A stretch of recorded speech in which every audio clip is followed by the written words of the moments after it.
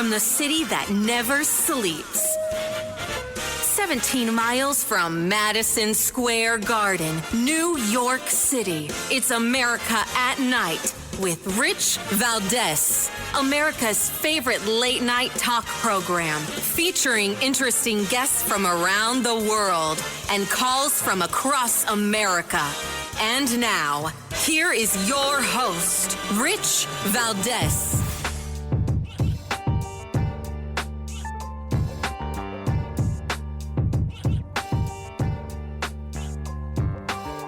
Hi there, good evening, and what's up, America? I am Rich Valdez, Valdez with an S, at Rich Valdez on all of the social media. Welcome to the Monday night edition of the program. We're live, we're national, and I'm happy to be here with you guys. The phone number, if you want to join me on our late night national town hall conversation, it's 833-482-5337, 833-4-Valdez.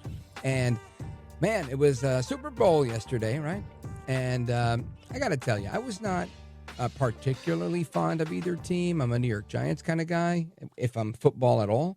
I'm really not a big sports guy. But I will say this. I was a political news talk guy in Philadelphia on 1210 WPHT some years ago in my career. And I would constantly get preempted by the Eagles games and the Phillies games. So forgive me if I'm not a huge fan of getting knocked off the air so you could listen to a game. But I do want to congratulate them. I think they played an amazing game, and they really, really did their thing. So congratulations to the Super Bowl champions, the Philadelphia Eagles. And in addition to that, there's plenty going on today. I mean, it almost seems like every day there's new news about what's getting cut in Washington. And instead of people celebrating and cheering from one end of the country to the other, doing the wave as if we were at a baseball game, people seem to be getting upset about it, right? I mean, I heard a clip of Jasmine Crockett, the congresswoman from Texas, and she's a real firecracker. But she's very upset about what's going on. Now, it's a pretty long clip. I don't know if I'm going to have enough time to get through all of it here. But I guess I'll just put it out there, and maybe we'll revisit that in a little bit. But she wasn't the only one that was complaining, right? There's a number of people complaining about all the cuts that are going on. And you know who's not complaining? We the people. Matter of fact, Americans are thrilled about what's going on. CBS News putting out a poll that 70% of Americans are thrilled with what Donald Trump is doing in Washington. Matter of fact, CNN had to report on it yesterday. Listen to this. You know, I think one of the things that's so important for politicians is for folks to believe what they're saying and that they're keeping their campaign promises. So I think this gives you a pretty gosh darn good idea of what may be going on. Trump's doing what he promised to do. You go back to April of 2017, it was just 46% of all Americans who said that Trump was doing what he promised to do. Compare that now to February of 2025. You know, there was a good show that was on during the 1990s called A Different World. That is what's going on right now. We're living in a different world. 70% of Americans say Trump is doing what he promised to do. Again, compare that to April of 2017 when it's just 46%. When Americans are 24 points more likely to say that you're doing what you promised to do, it's no wonder that your net approval rating is much more likely to be on the positive side of the ledger than on the negative side. And so far, what we're seeing, again, is Americans, 21 days so far versus just 11 days during his entire first term, that Trump has a positive net approval rating. Quite a different world. That's CNN data analyst Harry Enton. Again, when the fake news is forced to report the truth, you know you're in good shape. And this is why, because the strategy taken by the current occupants of the White House is to go around the fake news media. They don't care what you say anymore. And it's evident. And it's like that reverse psychology. It's right. If I chase after you, then you'll be like, well, you might try to rebuff me. But if I pay no attention to you, then you chase after me, right? And that's what happens, right? The media is chasing after Trump. I saw a video of him answering just a couple of comments, and the gaggle of reporters was like 3 or 4 gaggles. I mean, it was huge. And everybody wants a piece of what El Trompito is talking about. Donaldus Magnus, the 45th and 47th president of these United States, El Presidente. Now, in addition to Harry Enton, they had to report about this on Meet the Press as well. Senators are up in arms about this whole thing, saying that we are in a constitutional crisis. So I'm going to give you a little bit of that. You've got, let's see, Senator Chris Murphy. He's on ABC's This Week with George Stephanopoulos, discussing DOGE, saying this is the most serious constitutional crisis the country has ever faced, at least since Watergate. Check this out. Yeah, listen, I think this is the most serious constitutional crisis the country has faced, certainly since Watergate. The president is attempting to seize control of power and for corrupt purposes. The president wants to be able to decide how and where money is spent so that he can reward his political friends, he can punish his political enemies. That is the evisceration of democracy. Or that's the epitome of democracy. That is people voting for Donald Trump, people getting a leader that they actually elected, and him doing exactly what he said he was going to do on the campaign trail, right? I think he called it draining the swamp, ending the fraud, waste, and abuse. Matter of fact, he did it with a guy who was doing jumping jacks all over the place, Elon Musk. I mean, we can't pretend that didn't happen, right? There was a huge rally while you guys were in the fake news media were very busy saying it was a Nazi rally, reminiscent of Hitler's rally back in 19 whatever. I was there. And guess what? In between the bad jokes about my people, there was plenty of talk by Howard Lutnick, Elon Musk, Vivek Ramaswamy, who were all talking about the Department of Government Efficiency and how they were going to work to cut the federal budget by $2 trillion. Now, listen, I've told people on this show, if they do it, my hat goes off to them. If they do half of it, my hat goes off to them. If they do a quarter of it, my hat goes off to them. Because the reality is nobody's cutting anything in Washington. Nobody's had the balls to do that. People are too afraid. People are too hooked on it. Money is the drug, and Washington is filled with addicts. Period. The end. Punto final. That is part of the problem. So that's what's going on. Now, Kristen Welker, she also reported on this, and I'll get to that in a little bit. But this is why I think it's so important for us to always stay locked in and tuned in, because we need to know what's going on, right? If we don't know what's happening, we don't know. And that's why I recommend everybody listen to radio, because if you're not listening to radio, you might be watching the fake news media on TV. Now, some people say, but Rich, what station are you on? I can't find you, this, that, the other. Listen, you can find me by saying, Alexa, play Rich Valdez, right? Or Siri, play Rich Valdez. You can do all those things. You can get me on our website, richvaldez.com. But if you struggle with getting good reception in your home, maybe you need a C. Crane radio. This audio device, the C. Crane CC Wi-Fi number 3. This is the third iteration here. CC Wi-Fi 3. Amazing. This is an internet radio. Here's why it's so special. You connect the CC Wi-Fi 3 to the internet, and you're ready to tune in to over 30,000 radio stations across the globe, including a whole bunch of stations, hundreds of them, that are carrying this show with no static and no fade. Shout out to all of our great affiliates. Now, this voice-focused audio surpasses any smartphone on the market. Plus, there's no need to sign into any apps or worry about any additional monthly fees or the microphone eavesdropping on you or even those crazy pop-up ads. Why? Because it's an internet radio. And it comes with what? A full-size clicker. That's right, a full-size remote control. So finding whatever you want while relaxing in your favorite easy chair has never been easier. So what do? You got to call. Why? Because that's what we do here, right? So you call C. Crane, my friends at C. Crane, and they really are my friends. They're good people. 800-522-8863. 800-522-8863, or visit C. Crane online. This is how we spell it. CCRANE.com. You can add a slash to that and put my name in there, Rich/Rich. Again, that's CCRANE.com/Rich, and use my name as a promo code, Rich, R-I-C-H, at the checkout, and you'll get 10% off all your orders that are over $75. It's also available on Amazon, so try it out there as well. Don't go anywhere. This is America at Night with Rich Valdez.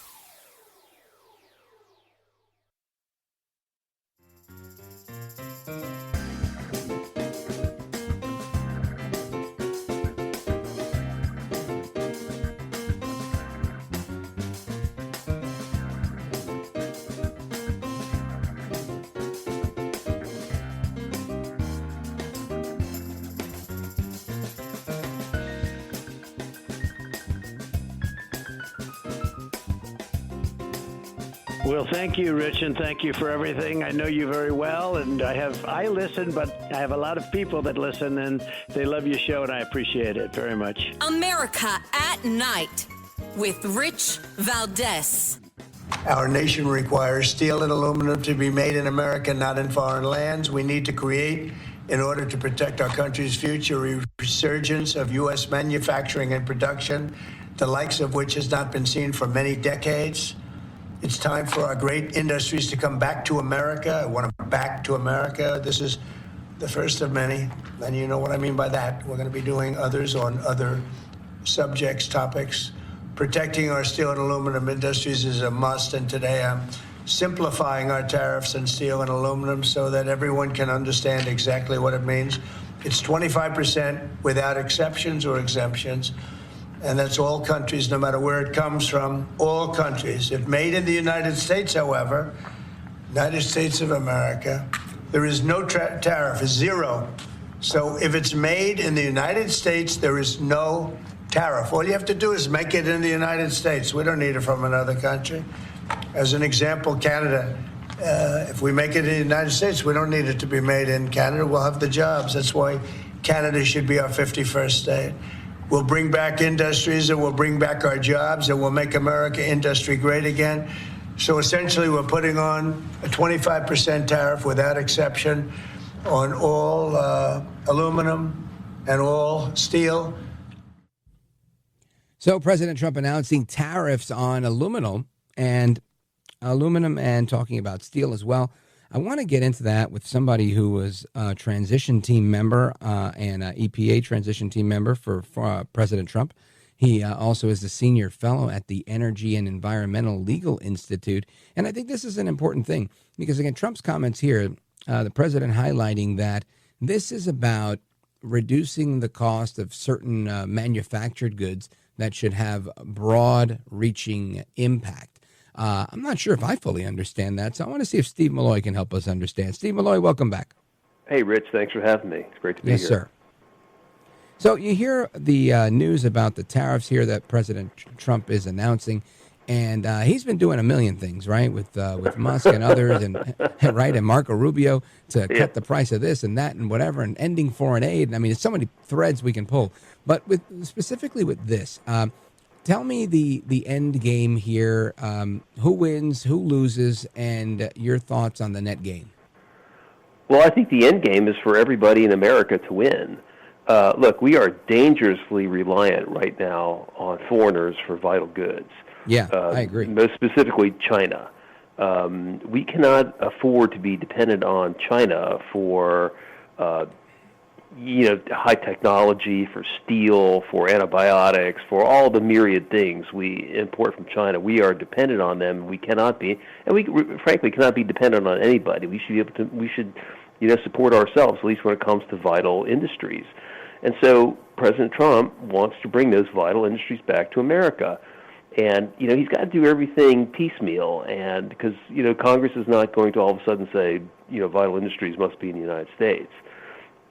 So he's using the tools that he has, and he's going to, create a favorable economic and regulatory environment in America for industries. Keep in mind that for the last 50 years, the left has been using the regulatory state to make it too expensive to do anything in America. So jobs have fled, industries have fled. It used to be that there were high-paying industries in the United States. I worked in the coal industry. People, blue-collar people could have good jobs. They could buy homes. They could send their kids to college, and they could have a very fine life and look forward to a long career in a steady job. That's not the case anymore. We have too many young people who are, they have to work as Uber drivers or in Starbucks or, forced to code, forced to go to college, pay outrageous tuition, hope they can land something good. It shouldn't be like that. And on top of that, it shouldn't be like that. We have these national security concerns. So I'm hoping that, and I think President Trump is hoping that we can bring everything back to America, not get things back to where they used to be, but make them better. Folks, we're on with Steve Milloy. Steve Milloy a former Trump EPA transition team member, a senior fellow at the Energy and Environment Legal Institute. Now, Steve Milloy, I get what you're saying, and I think that this is key. And I feel like Trump's using these tariffs very strategically, and he's doing the right thing across the board. I really do. I guess my question is, how long before the Democrats stop their cacophony of whining with the cost of eggs, and everything else? Mm-hmm. Well, they're never going to stop. Yeah. Okay, this is the reason they live. I mean, these people are, as they have been exposed in large part by President Trump. These people are hardcore leftists, communists. They have been so for a very long time. We have allowed them to take over our government, our federal government, many states, virtually every institution in this country, especially the educational ones. And as we saw during the Biden administration, they're so confident in what they've been able to do that they try to impose on us this unreality that there are more than two sexes. I mean, this is how cocky and arrogant they were. Mm-hmm. So that has come to an end, and Democrats are really confused right now because they had so far spun off into space that they're lost right now. It won't always be that way, and of course, President Trump has to have success because as long as the national mood is improving, the economy is improving, we are getting better off, everything is going to be great. But if things go wrong, who knows? I mean, no one knows what the future holds. Things can go wrong, and then people can, go to something different. But on the other hand, people have learned a lot since President Trump has, stepped into our lives, for the past 9-10 years. So, we're interesting times ahead, no question. Talk about the last 9 or 10 days. Right? I mean, I don't think most Americans, really, right? I don't think most Americans knew. Yeah, right, that we funded condoms for Gaza. What else? Sesame Street for Iraq. Well, that the government is opera? keeping. Yeah, the government is keeping Politico afloat. Politico, media outlets, the New York right? Times, unbelievable. Yeah. Jeez, wow. Who knew? Right? Who knew is right. Listen, I didn't know a lot of that stuff, and I talk to people all the time. This was really a bombshell. I'm someone that has done pretty well with the Freedom of Information Act, getting information out of the government, but I could never get the information that Musk is producing now through Doge, because he's actually in there, and he's got guys that know how to work those computer systems and figure out what's what. It's really incredible. I mean, the Freedom of Information Act is kind of a joke compared to what Musk is doing. This is great. I can't wait till he gets people's Social Security EPA. Numbers, right? He's stealing your money. He's stealing your Social Security. Yeah, check. right. He's hacking it with his private right? laptop. Folks, hang on. We're coming right back. We're having too much fun over here. We're going to come right back with Steve Milloy, former Trump EPA transition team member, and we're going to continue our conversation on what is going on in Washington, the latest on environment, tariffs, and everything else. Don't go anywhere. It's Steve Milloy and me, Rich Valdez, coming right back.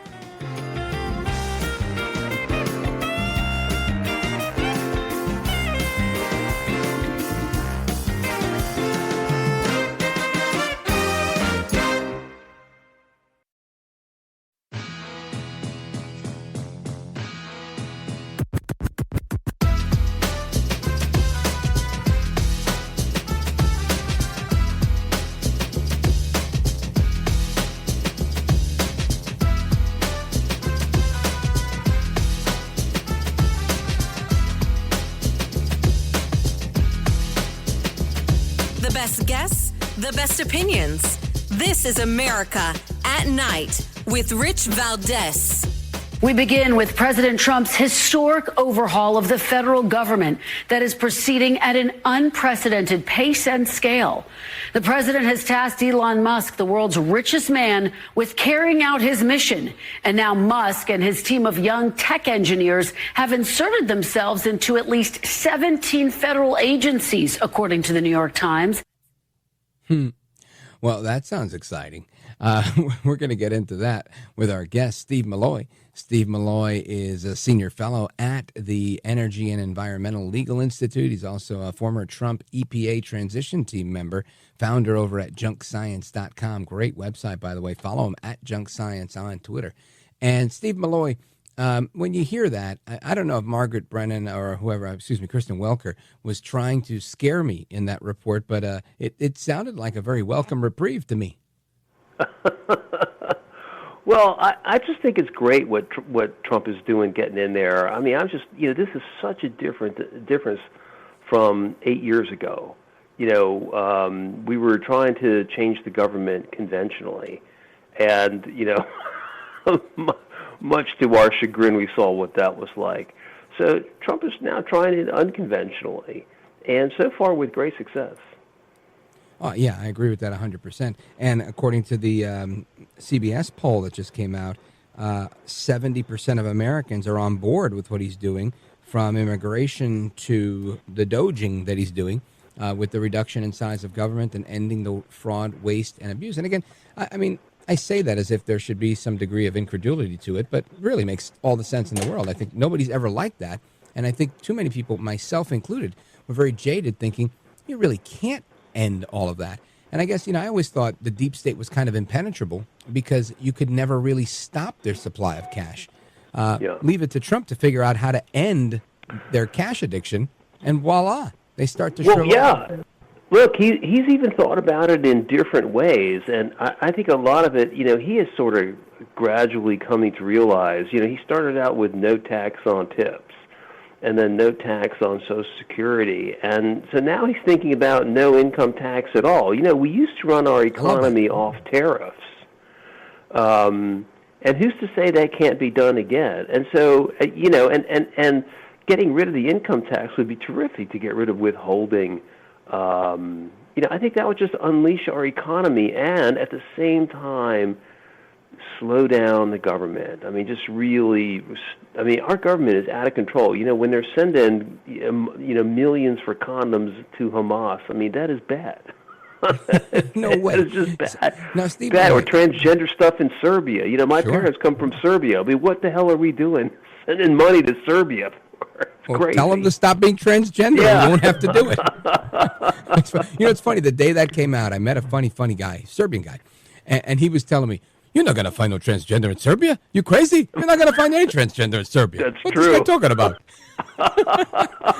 And I was like, I've been to Budapest, which is not that far away, and you don't see that type of thing over there. You really don't. It's not part of the. Yeah, no. The look, I'm sure there's some of it over there, but it's not like cultivated. Not like New York City. Under Biden, we started to cultivate it, which is crazy, and taking it to schools and twisting, confusing and scaring children. It's bad. It's child abuse. Yeah, no, I agree with that. Now, I want to go back just a tad, because something that you said with potentially eliminating the IRS and the income tax. This is a constitutional thing, right? There's a constitutionality to imposing an income tax. Well, help me. Yes, there are lots of bad ideas that progressives added to the Constitution. Oh, yeah. So I'm thinking, when you're saying we get, because I would love this. Listen, I'm ready to throw the party right now. If I look at it and I say, well, I see it in the Constitution. And I've had this debate with people. I'm not in favor of the IRS any day of the week, but people have told me, the IRS is unconstitutional. And maybe the IRS is, but the idea of imposing an income tax is not, because it's one of those bad ideas that's in there as an amendment. So how do we get around that? Do you think that we've reached the political will in the swamp that they would agree to get rid of this amendment? Well, look, President Trump has only been there for 3 weeks. We have a lot more work to do. I'll give him 6. We have to get to 2026 first, right? So what I'm hoping is that DOJ is going to reveal enough bad stuff that people go, this needs to be fixed.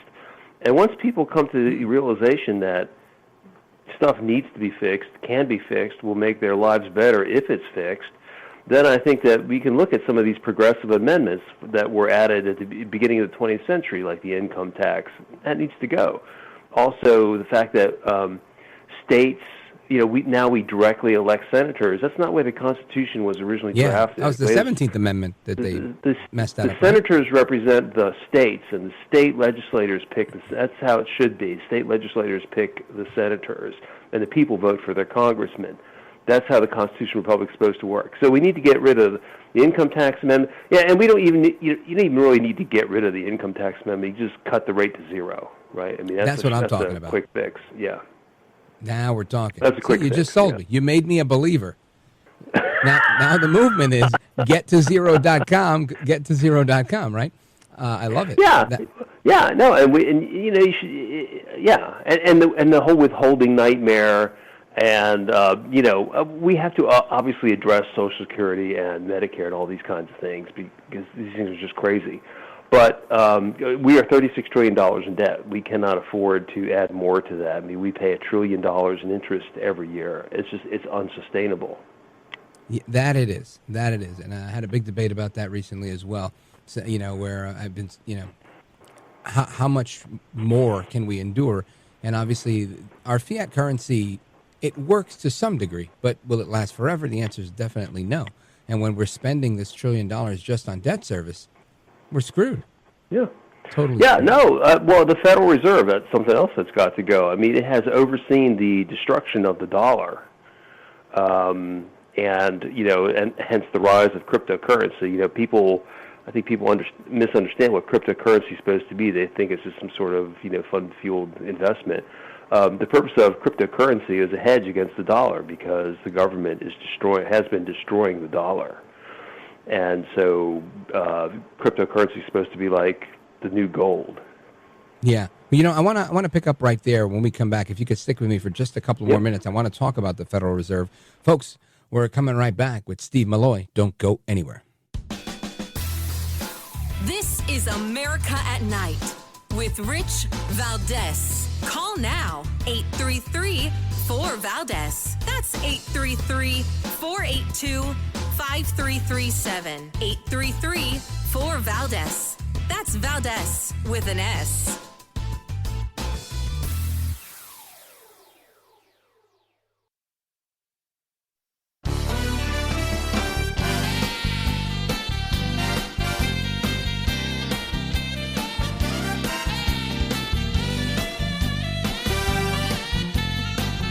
Now, 833-4-VALDEZ. That's 833-482-5337. 833-4-VALDEZ.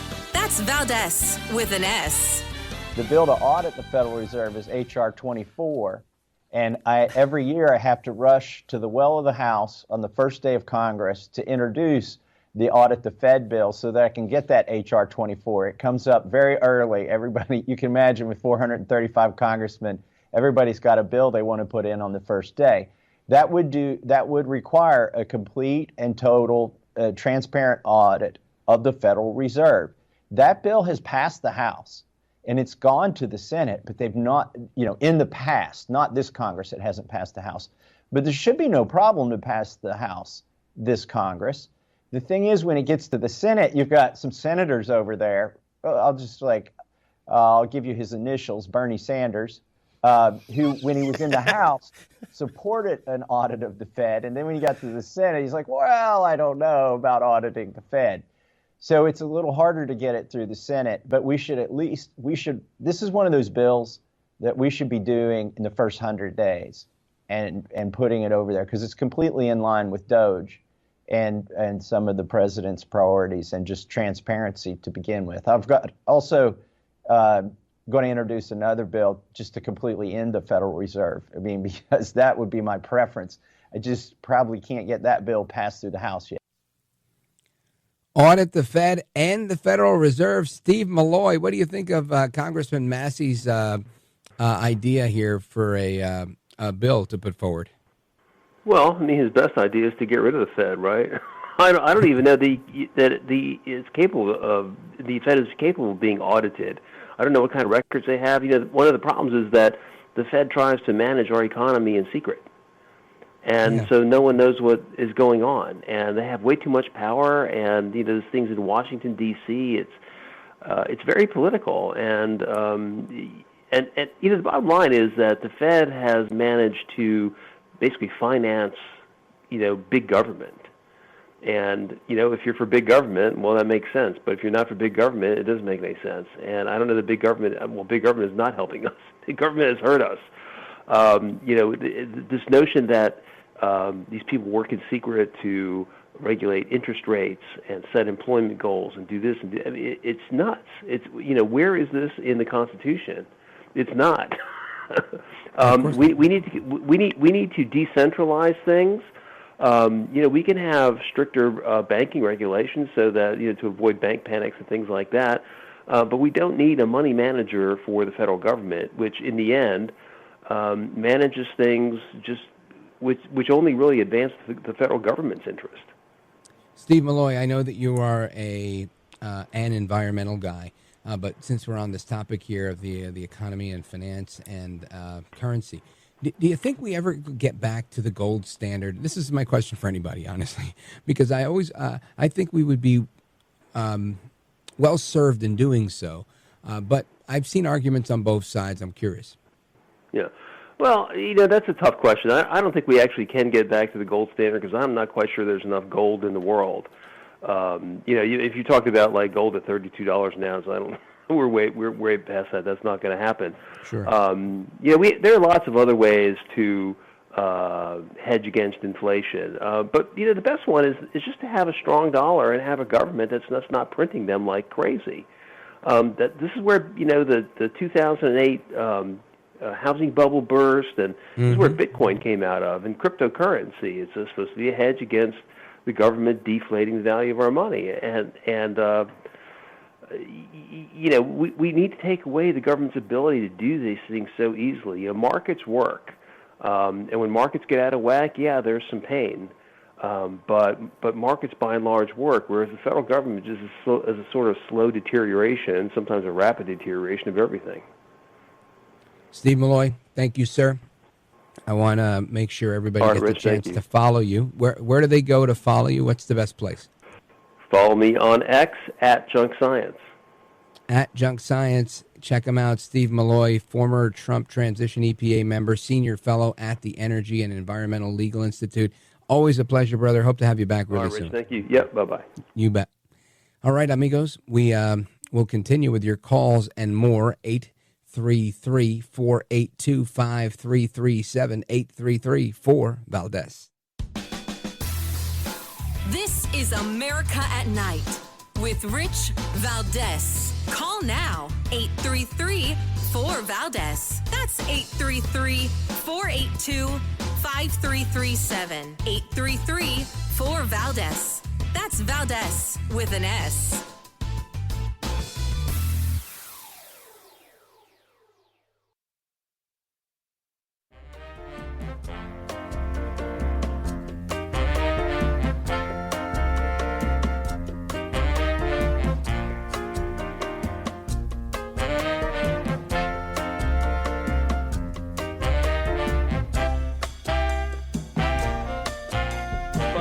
Across America to the liberty-loving Latino, Rich Valdez. This is America at Night with Rich Valdez. Call now, 833-4-Valdez. That's 833-482-5337, 833-4-Valdez. That's Valdez with an S. All right, amigos, welcome back. Again, we're going to do your calls momentarily. Plus, we're going to continue the conversation on gun control, immigration, and so much more. Just keep it locked right here. But I want to get into a little bit of what was happening over the weekend with respect to Doge, right? With Doge being in everybody's face in Washington and everybody taking such offense to it. And Jasmine Crockett, the firecracker congresswoman from Texas, she's like the AOC of the South, if you will. She took exception to what was going on, and she gave this long diatribe, but I said, you know what, I got to get a clip of that. It was just too much fun to listen to. Check this out. I just want to say thank you, because every day that we show up in D.C., we show up for you. We know who we work for. We know that we work for the American people. And what we're not going to do is stand around while they pull this bull that they trying to pull right now. Go ahead. Hold on. So you mean it's BS to shrink the size of government, to stop sending $50 million worth of condoms to Gaza, to stop sending $50 million over to, to Colombia, one of my favorite places, to fund transgender opera, to stop or to increase the DEI that's going on in Serbia. These are all the things that she's saying are BS. Go ahead. This is why I'm not going to be able to preach, because I probably won't be able to stop cussing. Take your time. But let me tell y'all something. I know some of y'all have been frustrated, and you've been saying, where are the Democrats? Where are our leaders? Well, I'm here to tell you that we ain't never left y'all. All right? We are here. We are also going to make sure that they uphold the law.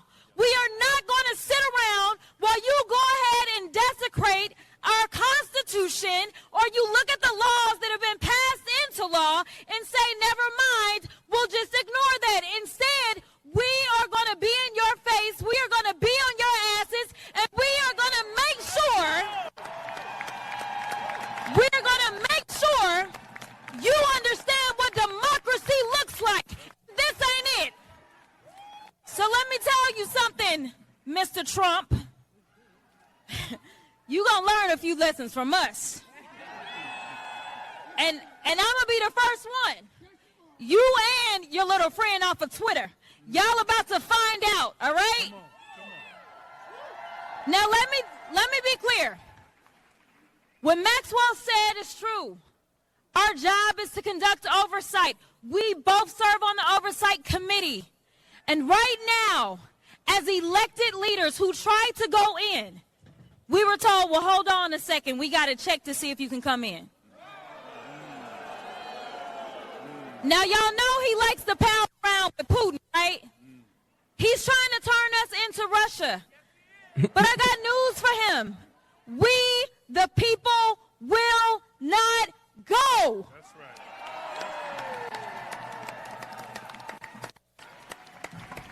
It's cold out here, and we won't go. We won't go.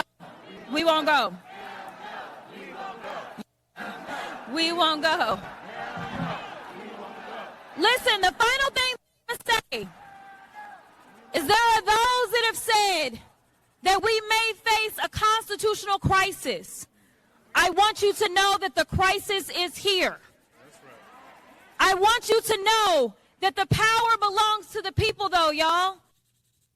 The power belongs to the people. The people voted for Trump, Vance, Musk, Ramaswamy, Lutnick, Gabbard, RFK Jr., Marco Rubio, the whole clan, right?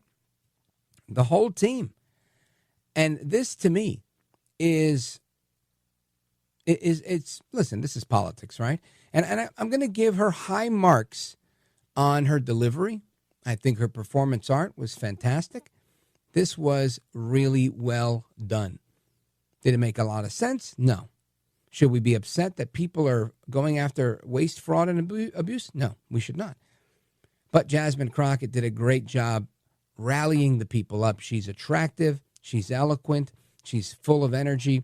And she's probably got a very bright future ahead of her if she can continue to do that, right? Because on a topic like this, if you can get people that riled up, cheering her on the way they did, she's saying something, right? She's preaching to the choir.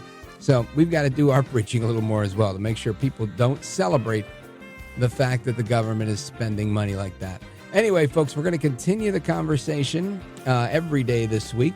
I'll be in Nashville a couple of days this week as well. But if this is the end of the road for you, hasta la próxima. Take care. Good night. And God bless you, America. I'm Rich Valdez.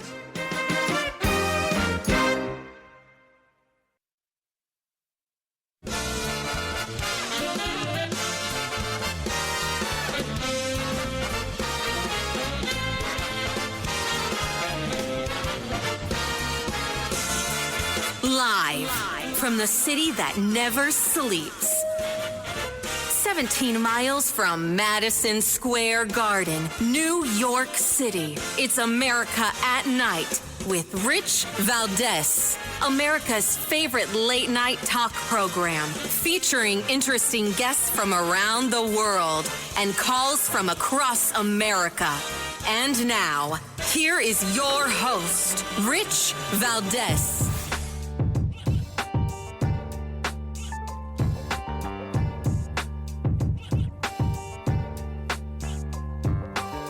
Hi there, good evening, and what's up, America? I am Rich Valdez, Valdez with an S, at Rich Valdez on all of the social media. Welcome to the Monday night edition of the program. We're live, we're national, happy to be here. It's 7 minutes past 10 o'clock p.m.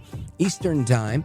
And our phone number, if you want to join us, 833-482-5337, 833-4-VALDEZ. So President Trump today, a lot of stuff, right? Obviously, we start with Trump because he's the biggest newsmaker. His administration, the Department of Justice, has dismissed federal charges against New York City Mayor Eric Adams, meaning El Trompito probably believes that Eric Adams was the target of the Bidens because he started to speak out against immigration. Now, I don't think Eric Adams is a saint, and I don't want him to be mayor. I want a guy named Curtis Sliwa to be mayor in the city of New York. But this is definitely helping him, right? The fact that Trump has pardoned him. He could run around everywhere now and say, well, I am not pardoned, but, I'm the one that got the charges dropped against me. That's likely going to help him. But we will see how that goes. And we're going to continue here. We've got another judge that is now blocking the citizenship order of President Trump to require people to be part of the United States in order to have birthright citizenship, kind of like the senators intended when they wrote this amendment. However, you've got a federal judge that is blocking that, Judge Joseph LaPlante in New Hampshire, who is following similar rulings from judges in Washington and Maryland. So I'll keep you up to speed on all of the 14th Amendment stuff as we get more information on it. And let me see, what else did we have on this? Because there was a few other interesting items today. Of course, the big story, President Trump announcing that all hell would break loose if they do not have the hostages by this Saturday. Listen to this. Say this, and I'm going to let that because that's Israel's decision. But as far as I'm concerned, if all of the hostages aren't returned by Saturday at 12 o'clock, I think it's an appropriate time. I would say cancel it and all bets are off and let hell break out. I'd say they ought to be returned by 12 o'clock on Saturday. And if they're not returned, all of them, not in drips and drabs, not 2 and 1 and 3 and 4 and 2. So El Trompito making it very clear that let hell break out if we don't have those hostages released by Hamas, all of them, by Saturday, just a few short days away. So we're going to get some reaction to that tomorrow from the Navy SEAL that killed Osama bin Laden. Robert O'Neill is scheduled to be with us. Looking forward to having that conversation. And on to other things. We got immigration I want to talk about. And there was a story on Friday that couldn't get to on the radio, or maybe it was Saturday that I saw it, but very interesting. This woman who was, in my opinion, there are many professional activists out there, right? You have some that are very polished on both sides of the aisle. Right? There's a lot of activists. But there are some that are disruptors. There are some that are, professional agitators. Like they've been doing this since the days of Occupy Wall Street in Zuccotti Park in New York City, and they were doing it during the days of George Floyd just some years ago. And I would say they're the same people, or at least part of the same people, that were doing it during the pro-Hamas campus rallies, and even recently, where you've got a lot of unsuspecting good Americans asking questions online, saying things like, why are the illegal aliens protesting, waving Mexican flags in the United States, saying they don't want to go home? They don't want to be deported. Now, I think any logical person would say the same thing.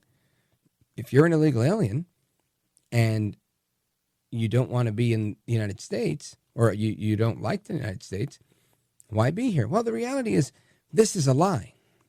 This is not really happening. This is being presented by the propagandists on the left, and it's being regurgitated by those in the media. The reality is, illegal aliens do not want to go to the streets and protest. Most of these people are coming from a country that would assassinate you or beat you for coming out against the government. And I'm talking about even in countries that embrace democracy. That's just a fact. So who are these people? Well, they are allies of theirs, right? Or at least purported allies of theirs that say, you know what? Like AOC. AOC is not an illegal immigrant. She can't be deported. Just about as much as I can be deported. Now, I happen to be on one side of this issue and she may be on the other. But if AOC were to say, well, look, I'm Mexican. Let's just say she was Mexican instead of Puerto Rican.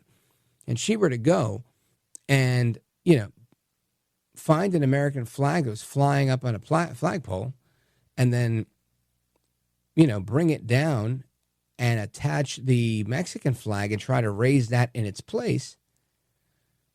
Well, we would say, oh my gosh, what's going on here? This is wrong. And it is. But we shouldn't presume that AOC is an illegal alien and that she's protesting the fact that she doesn't want to be deported.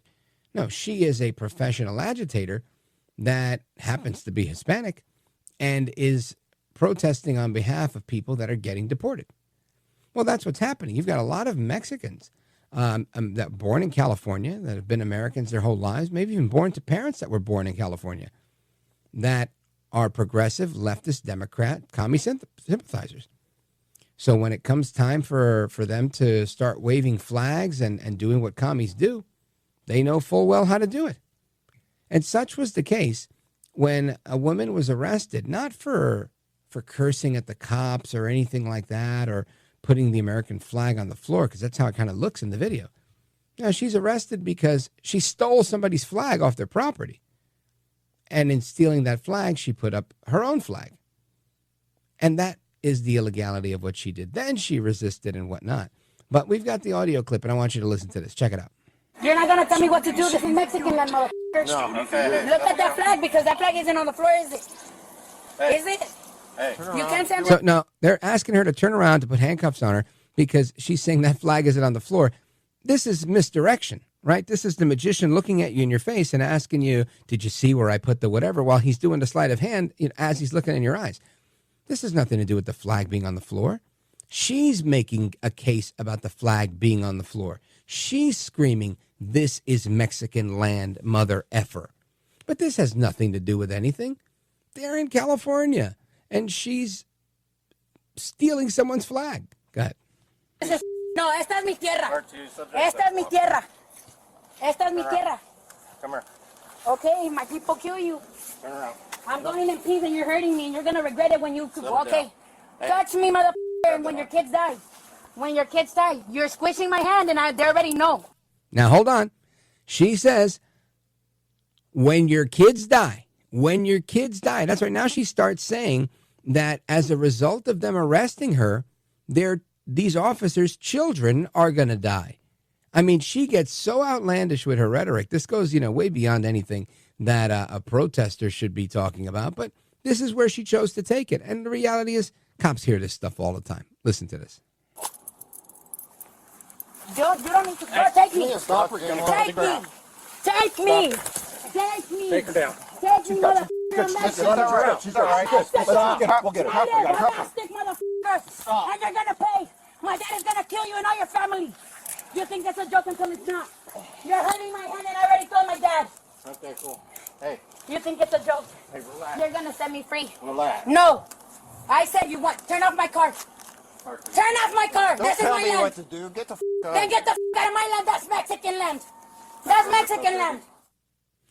Now, years ago, there was a book called Radical Chic. My buddy James O'Keefe asked me to read it when I was in his employ some 11 years ago. And there is a part of the story where Tom Wolfe, the author of the book, talks about the CIA using something called Mau Mau tactics. And that's what she was doing. She was using the Mau Mau tactics. No matter what happened, she was blaming them in the most frantic manner for everything they did.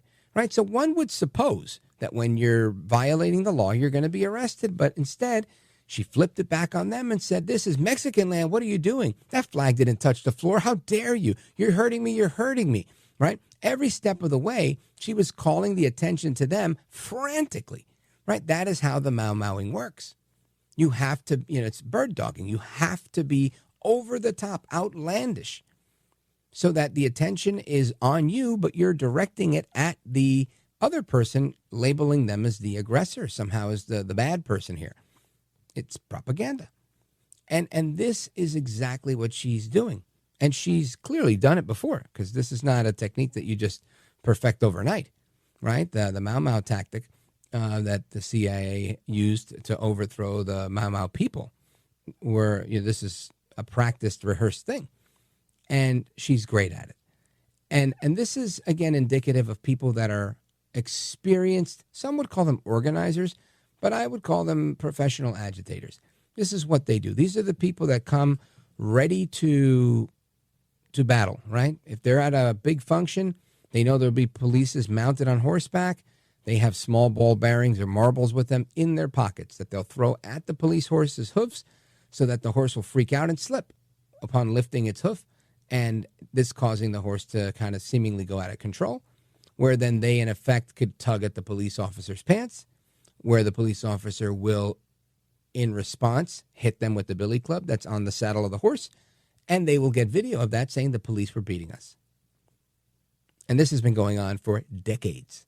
These are professionals at trying to get this type of video. They set up the cops. So she's one of these people. Maybe not that advanced, but this is what she's doing. And this is not an illegal alien. This woman's English is better than mine, right? She was doing this to make a point. She's a professional. So I don't want anyone in social media land who's seen these videos of Mexican flags flying all over the place to think for a second that there are Mexicans in this country that are here illegally that are protesting that they don't want to be kicked out. I can guarantee you that the people that are protesting in this country are legal. That's why they're protesting, because they know they're not going to get deported, right? This is a uniquely American leftist idea to hate the United States, and they will do it any way they can. They do it in Puerto Rico, saying, the U.S. took over, this is a colony. They do it with the Mexicans, saying, oh, this is stolen land. They do it with African Americans, saying, how could there be justice on stolen land? You were slaves. They do it with the Native Americans. They do it with anybody they can. It's a communist tactic to divide and conquer. So I want to talk about immigration, though, because while this might be fake, phony, and fraud, there's a lot of real stuff going out there. And we're going to get into it straight ahead. Keep it locked right here. Former DHS acting secretary Ken Cuccinelli scheduled to join us. Don't go anywhere. This is America at Night with Rich Valdez.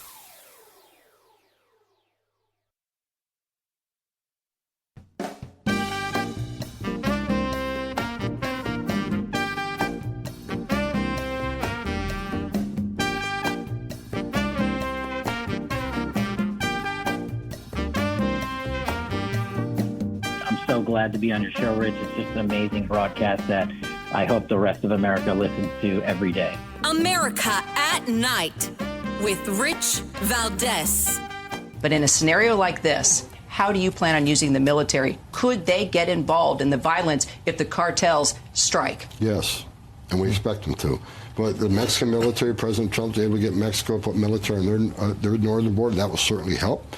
I think the cartels would be foolish to take on the military, but we know they've taken on the Mexican military before. But now we have the United States military on the border. We got the men and women of the Border Patrol.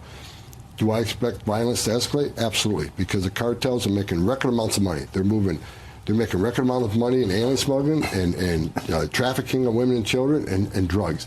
However, as we secure the border, we've gone long ways to securing the border. Crossings are down like 76%. We're taking money out of their pocket. They're not going to wait quietly, and that's why President Trump designated them terrorist organizations. I would send a warning to them. You heard a Border Patrol agent, you heard a soldier. The wrath of President Trump's going to come down. That, of course, the border czar Tom Homan letting everybody know in the world, including the cartels, if you mess with a border guard, you're going to feel the wrath of Trump. of course, discussion there about whether the cartels will retaliate against Border Patrol. And this is a hot topic. I want to get to the bottom of this, as well as other immigration news, as today the president had yet another challenge in the courtroom from another judge saying that the birthright citizenship executive order that he signed did not meet the constitutional criteria. So that will continue in court. But right now, I want to double down on this cartels going after Border Patrol. And I want to have that conversation with none other than someone who knows this very well, former acting deputy secretary at the Department of Homeland Security, Ken Cuccinelli. He's now national chairman of the Election Transparency Initiative. And he's with us right now. Ken Cuccinelli, welcome back. Good to be with you. So let's talk about this. You hear Homan, he's dishing out a lot of tough talk so far. He's been delivering on all of it, and I think Americans are thrilled, right? I think Americans are thrilled because they've got the numbers. President Trump's numbers came back from CBS News saying 70% approve. What say you? Yeah, that's not a surprise. Even among Democrat voters, Joe Biden was underwater from March of 2021. That's 2 months after he became president, to the end of his presidency, with Democrat voters on the immigration issue. This is, forget elected Democrats for the moment, people like, AOC and what have you. But ordinary people in your neighborhood who, for their own reasons, vote Democrat, just aren't as crazy as these people. Who are running the Democrat Party. And, that's reflected in that polling you just referenced, Rich. They are common sense people, and they know that letting people break the law and letting people invade our country is bad for our country in lots of different ways that we can talk about.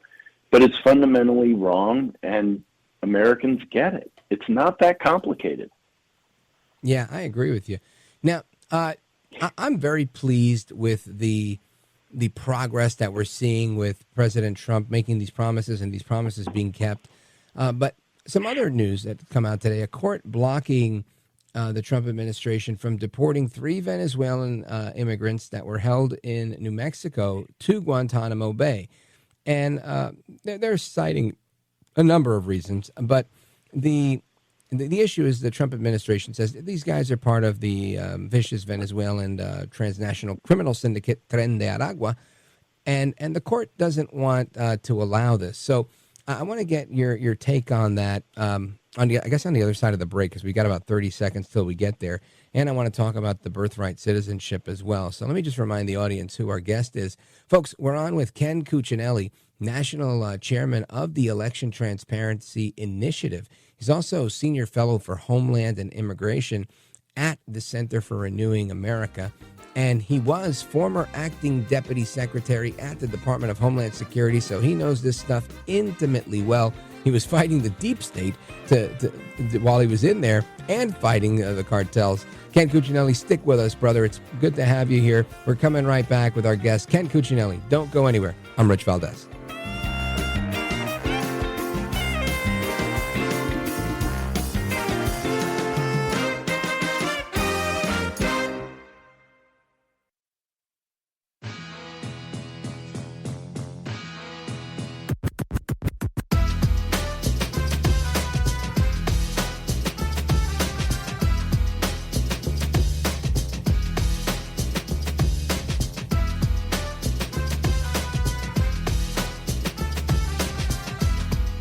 Rich Valdez, who, again, will do a fine job, and I know you'll enjoy listening to him. This is America at Night with Rich Valdez. Just this morning, the judge immediately issued that injunction or pause on the executive order. Comes after a lawsuit was filed by nonprofit advocacy groups, including the ACLU of New Hampshire, claiming that the order violates the 14th Amendment. Now, in the courtroom today, the plaintiffs also made the argument that on top of violating the 14th, it would also impact families negatively in an immediate manner. And then for the defense's side as well, they claim that the order hasn't affected anyone yet, and the lawsuit challenges it only on its face. The plaintiffs say they're going to keep working until the order's defeated completely, with a message to those who support it. This is in the Constitution, and this was taken out of the president's hands in 1868. And so we can have all the debates that we want, but the law is clear. This is unconstitutional and illegal. The defense told me that they have no comment. I also reached out to the Department of Justice directly, and we're waiting to hear a response from them. In Concord, John Schoenheider, WMUR. So that's the question at hand now is will Trump make headway? I certainly hope he does, but I can't imagine it's going to happen short of getting to the United States Supreme Court. I want to come back to that question, as well as the question about these three Venezuelan prisoners that are trying to be sent to Guantanamo Bay, and the court's refusing that as well. Let's get Ken Cuccinelli to weigh in, National Chairman of the Election Transparency Initiative, Senior Fellow for Homeland Security and Immigration at the Center for Renewing America, and former Acting Deputy Secretary at the Department of Homeland Security. Ken Cuccinelli, what do you think of this news about this birthright citizenship case? Well, I'm not surprised. I give President Trump absolute credit here. This is something he did not do in his first term, and he did it right off the bat in the second term because he knows there's going to be these fights. Let's just get it on and get it over with. As you noted, it's hard to imagine this being resolved prior to the Supreme Court resolving it themselves. So the sooner they get going, the sooner we get to the Supreme Court, the sooner we get a permanent answer. And that's really what's so important here is it isn't the 10 or 20 million people who've come in here illegally. It's that we're a nation almost 250 years old. And if we want to go another 250 years, we need to nail down these understandings so we can't simply be invaded and taken advantage of as we have been in the past. Yeah, 100%. And you know, you look at if you would ask me this question, I don't know, a year and a half ago, I would have said, nah, you can't do that. Look at Roe versus Wade. That's bad law. And look at how that's held on forever. But we saw that hold on forever and still get overturned. So I've got nothing but hope, Ken. Yeah, I'm optimistic. I think that all the other side has is interviews like you just played from the ACLU lawyer. All they can do is say it. If you look at the law, they rely on a case, Wong Kim Ark, where the child was born of what today would be two legal permanent residents. They were legally in the country. That doesn't address this question of the children of illegal aliens at all. But more interesting is a case called Elk v. Wilkins, which happened, I want to say, in the 1880s. And it was about the child of Indians, Native American Indians, not from the country of India, born in the United States. They were not citizens of the United States. A lot of people listening probably didn't know that. A law was passed in 1924 that finally admitted them to citizenship of the United States when they were born here within the territory. But from the time the 14th Amendment was passed until that statute was passed, changing their status, they were born within the territory of the United States, and they were not citizens of the United States. Can you imagine that people who came here illegally can have children and they're citizens, but Native Americans who were legally present within the territory and had children, but they were not citizens under the 14th Amendment? That's crazy. That, to me, is the most critical case. It's a Supreme Court case. The left and the media like to ignore it, but it's awfully hard to overcome as a pure matter of law. Yeah, well, it makes sense to me. Now, Ken Cuccinelli, I know you were Attorney General of the state of Virginia, and I want to get your take on this case as well. It's in the U.S. District Court in New Mexico.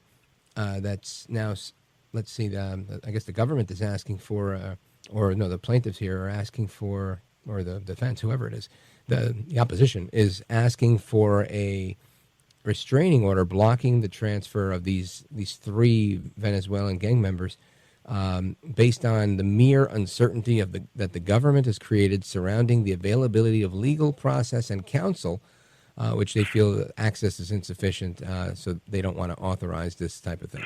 Right. The non-governmental organization doesn't want to lose their business. Right. But it sounds like they're saying they won't have access to lawyers in Guantanamo Bay. Is that what they're alleging?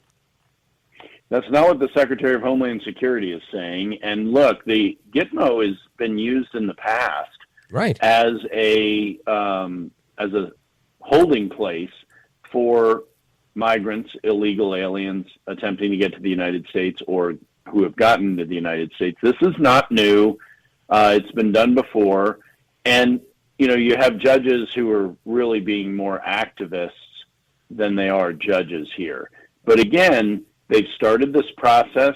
Let's have this fight. New Mexico is in the 10th Circuit. It's not in the 9th Circuit like Arizona and California. A little factoid for your listeners. Texas is in the 5th Circuit Court of Appeals. New Mexico's in the 10th, and Arizona and California are in the 9th. So you can get all kinds of different appellate rulings just on the southern border because you have 3 different appellate courts. So to your earlier point, again, until these get to the Supreme Court and the Supreme Court says no, courts can't block these, then it's going to slow the Trump administration down. There's no question about it. Yeah, slowing it down is what they do best, and it is what they do best. Yeah, it's what they try to do to him, right? Keeping him out of office for 4 years. Now let's switch gears, I guess, a little bit to what you're working on with election transparency. Tell us more. Well, obviously President Trump won comfortably in 2024, but it's important for people to realize on the right that doesn't mean we have an ideal running election system. We've made major improvements in the last 4 years, but boy, do we have a lot more work to do. A bill is coming up in the House of Representatives, probably in the next month or two, called the SAVE Act. This came up last Congress. It was passed with 5 Democrats voting for it. I think this time about 40 of them will vote for it. And it does the simple thing of gives states the ability to enforce the legal requirement that only citizens vote. Federal law is actually what's gotten in the way of states exercising that enforcement step. So this would be a major step forward, and then it'll move to the Senate, and we'll see if 7 Democrats will vote for common sense in protecting our elections. Outstanding. Ken Cuccinelli, if people want to follow you, please let everybody know how to follow you and how they could keep in touch with all the work you're doing. Well, election transparency can be found at electiontransparency.org, and we urge folks to go be election officers and their local election officials. They hire people in every community, every election. And you can follow me on Twitter at Ken Cuccinelli, where I address both these issues, elections and immigration, and humor and pets. So all the good stuff. That is the good stuff. Ken Cuccinelli, thank you, sir. You are a gentleman, a scholar, and a patriot. Happy to talk to you again and hope to have you back soon. Thanks, Rich. Good to be with you. You bet. Godspeed. And amigos, your calls and more coming up right now. Don't go anywhere. This is America at Night with Rich Valdez. Call now, 833-4-VALDEZ. That's 833-482-5337. 833-4-VALDEZ. That's Valdez with an S.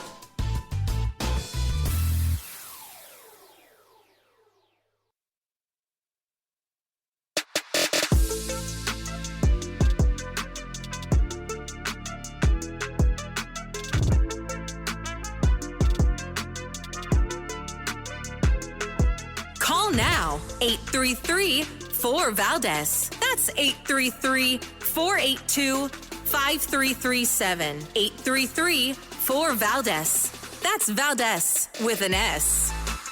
One of the bright line rules that we had here when I had the honor to lead these 70,000 men and women was that this is personal data. This is private data.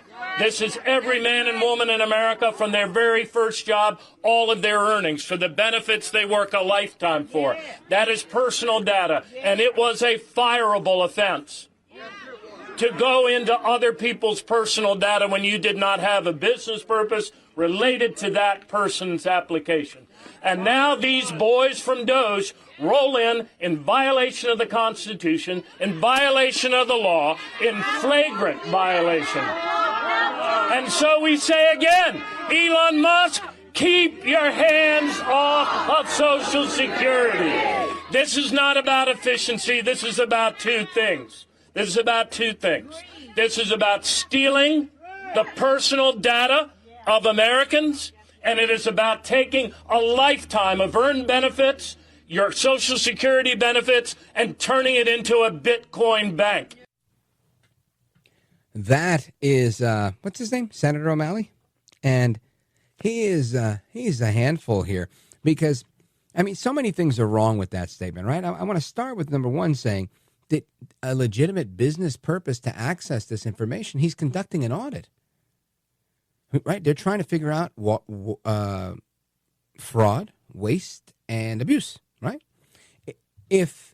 Since I was a kid, I've known that there are multiple people defrauding the government, right? There are people that are collecting Social Security when, disability, when they're actually able to work. That's a thing. And people do it a lot, right? You even had the government become complicit with it for a while, where I told you last week, there's a bunch of people that I know of that I've been told of, who've told me that have ADHD, and they were told, oh, you can't have a job. Listen, I get life with ADHD can be tough, right? It goes beyond hyperactivity and shaking your leg a lot like I do. But you can find work that you can do. You just got to find the right type of work. Now, granted, auditing is not going to be the job for me. Anything with line items, Excel spreadsheets, things like that, I don't have the bandwidth, the wherewithal, the attention to detail, the capacity to do it. I really don't, the attention span. But I will say, this whole thing is fake. Now, if he's in there looking at people's information to figure out, are you legitimately getting Social Security? Are you not? Are you getting money somewhere else? Are you paying? That's all they're doing. It's an audit. These are federal funds, and they're there by order of the President of the United States. It's not like they've done anything yet. They're just counting. So I think these people are out of control. But again, this is what they do. They demagogue. They fearmonger. They want to make sure that you're afraid and saying, this is happening, that's happening. You're going to lose your Social Security. Keep your hands off. Come on. Elon Musk doesn't want to steal your grandma's Social Security. He's already rich. Anyway, let's go to the phones. I want to go to Marcia, Baxter Springs, Kansas, KZRG. Go right ahead. Hello, sir. Are you having a fun night? Now I am. Now that I'm talking to you, the cutest lady in radio. Well, you've done really fantastic. This has been an interesting evening. Oh, thank you. But what I wanted to say was they're going through these files. They're not going through and taking names. They're going through to see what names shouldn't be there that are in our money, like the Democrat side as well as the Republican side that have gone in and made rash decisions, and it's paid off for them, but it's money out of our pocket. And I think President Trump, he outlined exactly what he was going to do. He's doing exactly what he said he would do. And most of the people are really behind him. Yeah, 70%, according to the new CBS poll, Marcia. And I think that's fantastic. And I think you're right. I think you and me are both part of that 70%. I think you hit the nail on the head. I couldn't have said it any better myself. Marcia in Baxter Springs, Kansas, thank you for your call. Shout out to KZRG and everybody listening live on KZRG. Always a pleasure. Folks, our number 833-482-5337. Of course, if you've missed any portion of the show, you missed one of our really good interviews, and you want to listen to an interview again or send it to a friend, you can get it absolutely free, no subscription necessary. You go to the website richvaldez.com. That's Valdez with an S at the end. And you just go to that day, and you could look it up by description. You'll see the guest names. You could figure out who you got to speak to, who you want to hear, send it however you want to send it. You're also provided with links to sign up for the podcast. Now, many of you, and I want to thank you for doing it, many of you have left us a 5-star review and some generous commentary, and I thank you for it. It's always a pleasure to hear your thoughts on the podcast portion of things. And it really is, just puts a little spring in my step. So thank you for doing that. And if you just want to hear the show again, you can do that as well. richvaldez.com. And of course, if you can't hear us on radio, get one of those C. Crane radios. Those are terrific. Use promo code Rich, by the way. Anyway, we're going to continue with your phone calls and more straight ahead. Don't go anywhere. This is America at Night with Rich Valdez. Call now, 833-4-VALDEZ. That's 833-482-5337. 833-4-VALDEZ. That's Valdez with an S.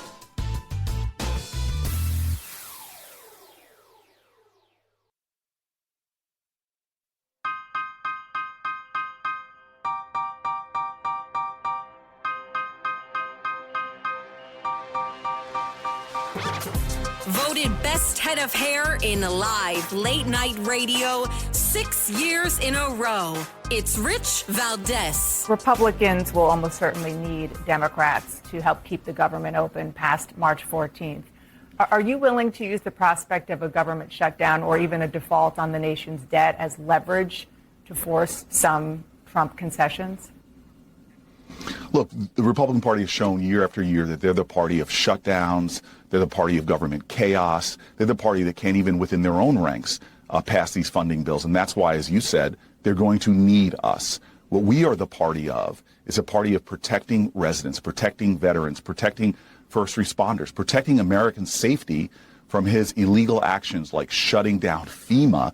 I mean, just think about that for a second. Or shutting down something like NOAA in a time of outrageous weather patterns that are causing flooding and more hurricanes. They are dismantling the protections of Americans' safety. So we're not looking to shut down the government. We're looking actually to protect people, and we're going to stand up against the kind of things that Donald Trump is doing. Cory Booker, Senator Cory Booker, who I know, he's a senator in my home state of New Jersey now, originally from Brooklyn, New York, but I live in Jersey, right across the Hudson River, and I can tell you that I think he's misunderstanding this because Trump freezing funding isn't shutting down these agencies, right? These agencies will continue. And we saw that with these wildfires. They were there. They were on the ground. They're doing their thing. Just because we're not spending the same way doesn't mean that they're done. And honestly, I'm a little perturbed to see that Senator Booker making these types of generalizations like this. But I think a shutdown, I'll tell you right now, if Democrats shut down the government, the Republicans will have a field day with this. If at least I would. First thing I would do if I were Trump, Musk, the rest of the team, I would have billboards everywhere saying every day the government is shut, you, the American citizen, is saving this much money. The same way we have a debt clock, I would have a savings clock showing them every second of every day how much American dollars are being saved by shutting down our government. And guess what? You're going to gain more fans than not. Anyway, let us continue. Jim, Lusby, Maryland, WMAL. Go right ahead, sir. Yeah, thank you, Rich. Like I was telling your call screener, the hypocrisy of the left knows no bounds. Chris Plant, who was one of the WMAL morning guys, always says that if it wasn't for double standards, you sat in for him before. That's how I know you are. If it wasn't for double standards, the Democrats would have no standards at all. To hear the Democrats talk about Social Security, it was the Democrat Party that took the lockbox of Social Security and they took the money out of that lockbox. The only thing that's in there now are IOUs, and it's the Democrats that did it. Yeah, well, you listen, I'm with you, brother. They owe us plenty, and we have to make sure that is solvent, and I think that's any president's number one job. Jim and Lusby, thank you. Shout out to everybody in WMAL and everybody listening. We're coming back with more to come. Hour number 3, don't go anywhere. I'm Rich Valdez.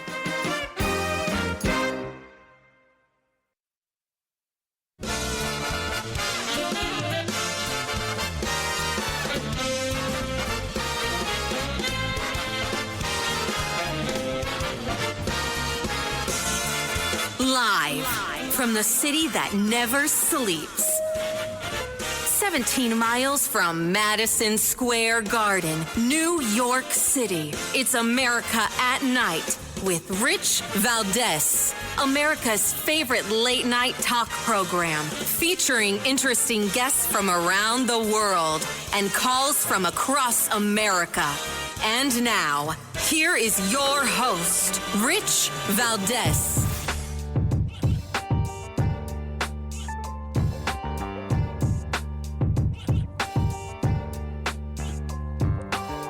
Hi there, good evening, and what's up, America? I am Rich Valdez, Valdez with an S, at Rich Valdez on all of the social media. Your liberty-loving Latino amigo, happy to be here with you live this evening, Monday night, just after 11 p.m. tonight, East Coast time, New York time.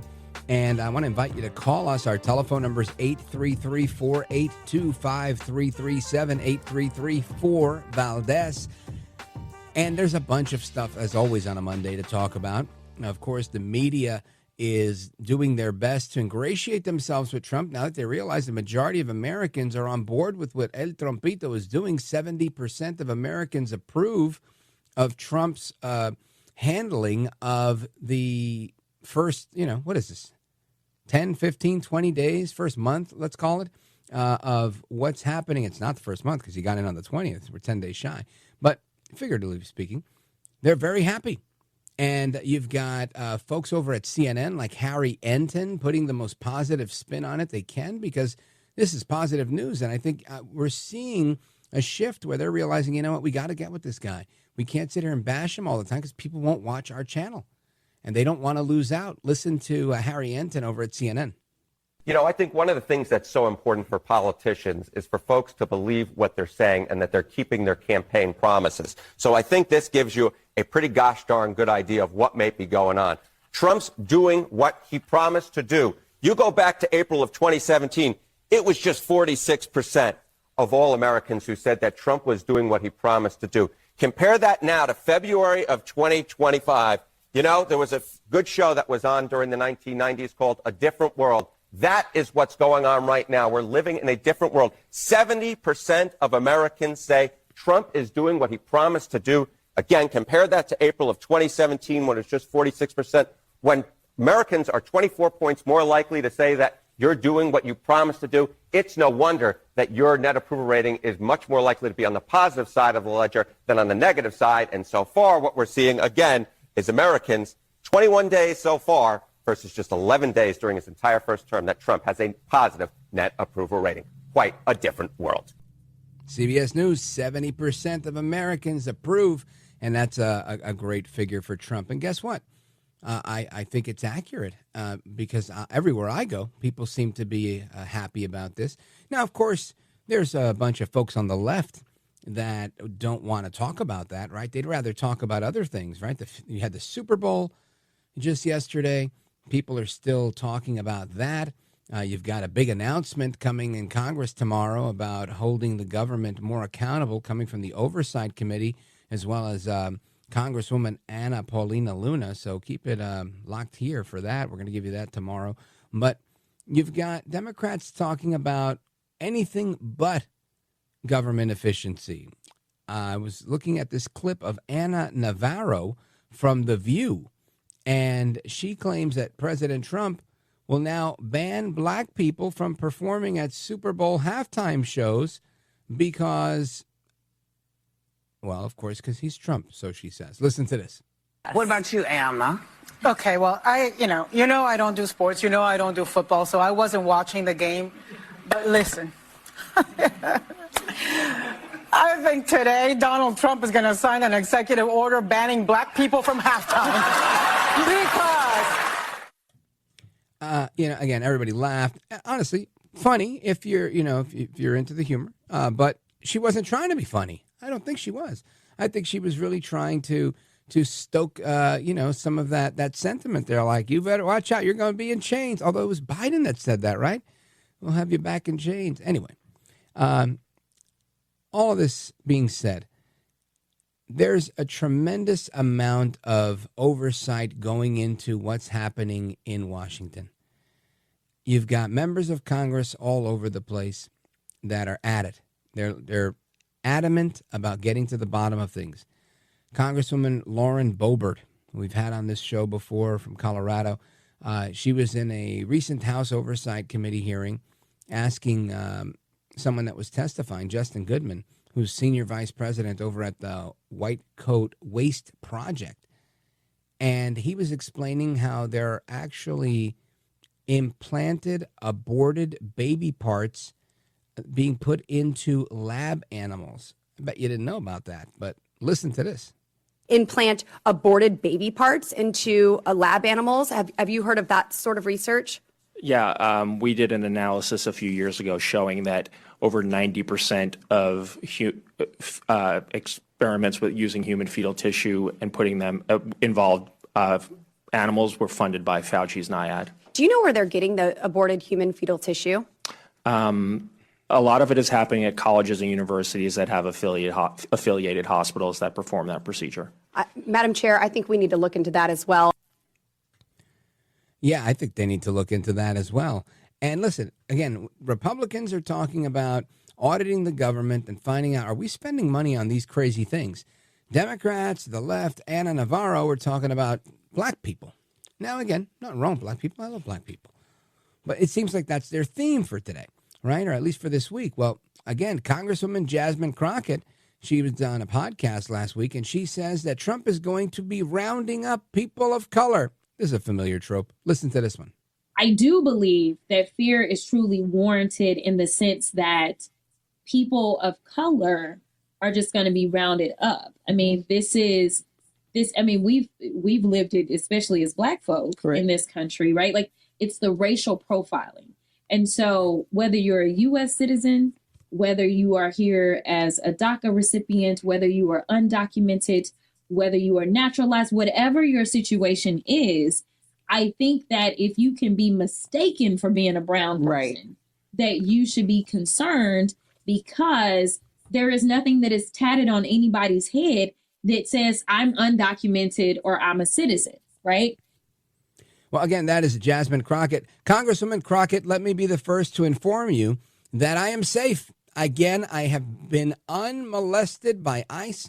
Nobody's asked me for my papers. Nobody's asked me for my papers, ma'am. Nobody at all. And I happen to be pretty brown. I think I look relatively Hispanic.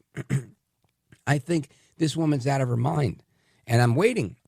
I'm waiting for her to come up with some of the fake news saying she was driving to work at the Capitol. She was pulled over and they asked to see her passport, right? I'm just waiting for that fake, phony, fraudulent news to come out. Hopefully she's smarter than that and she won't do it.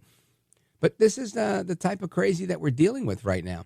But just imagine that were the case. And you know why we can't imagine it? Because we have something called the Second Amendment in our country. And it was so important. They put it right after the First Amendment that said you could say what you want, pray how you want, and report on your government. And in order to do those things, you might need to protect yourself from said government. So we have a Second Amendment. You got people that are walking around strapped. Amen. Praise God. Hallelujah. And that's why the government doesn't run amok, at least that far amok. I think it's gone pretty bad in recent years, which is why there's a continual effort to make sure that the citizenry is disarmed. Well, I want to talk about that, the Second Amendment, so much of what's going on in that world, and we're going to do that straight ahead. So keep it locked right here. And, of course, your phone calls and more are coming right up. I'm going to get right to you. 833-482-5337, 833-4-VALDEZ. This is America at Night with Rich Valdez.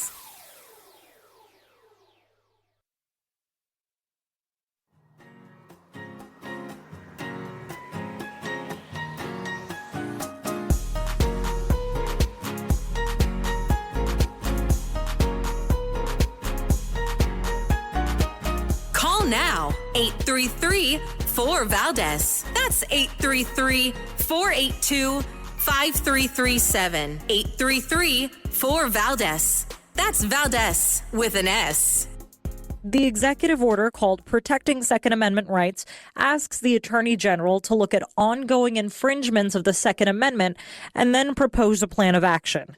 This is something Gabriel Bueller is pleased with.